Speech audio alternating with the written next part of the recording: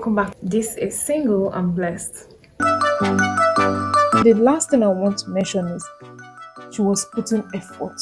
Ruth chapter 2 verse 2, and Ruth the Moabitess said to Naomi, "Let me go to the field and glean among the ears of grain after him in whose sight I shall find favor." Some people misinterpret this verse of the Bible because Boaz was mentioned in verse 1. The misinterpretation people have given to these verses, it was Naomi that encouraged her to go and look for the man and all of that. No, but there was a rule at that time in the land of Judah that if you have a farm, and these are women, I don't think women are allowed to own lands and get, so she has lost her husband, so I don't think she actually owned any land she can work on. There was a rule that when you're harvesting, leave some for those that do not have. And she happened to come to the part of the field belonging to Boaz. That was why I said she didn't have Boaz in mind. She happened to come to the part of it was just coincidental. She was just like, finish this place, where is next? Oh, the next field, are you serious? There are some. She will follow them, she will go there, pack. When she went there to Boaz's home, that's where the love story started. When she came to the part belonging to Boaz, she said, who was of the family of Elimelech, and behold, coincidentally too, Boaz came from Bethlehem, and he said to the reapers, "The Lord be with you." And they answered, "The Lord bless you." Then Boaz said to his servant who was in charge of the reapers, whose maiden is this? And the servant who was in charge of the reapers answered, "It is the Moabite maiden who came back with Naomi from the country of Moab."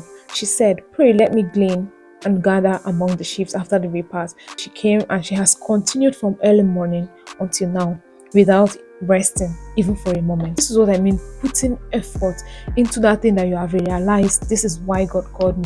Hers is, she has seen that God called her, and God has given her a responsibility towards her mother-in-law.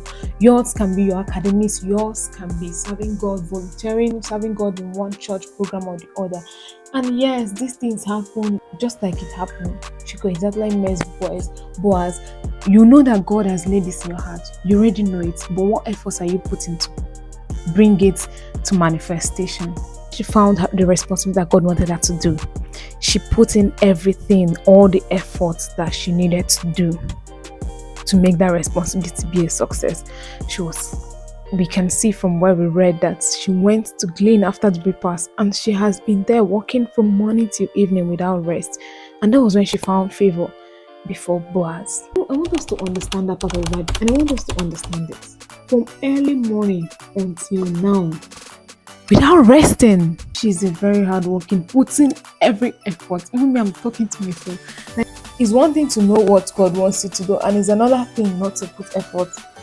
And then you go on, and before you know it, time has gone, that period of time has passed, and you didn't even achieve what God would have you achieve. Later we'll discuss the part where she went to go, and the other parts where she went to go and seek attention from God. That part we discussed. But all I want to know is she found favor. I'm just trying to encourage us as you wait for the man. But don't be idle waiting for him, or don't continue to get irritated that he's taking so much time. Work on those things that you feel that God has laid in your mind to do. Work on them. And when you're doing these things, you don't even know where you will find him. But most times when you're busy doing these things, you will find him.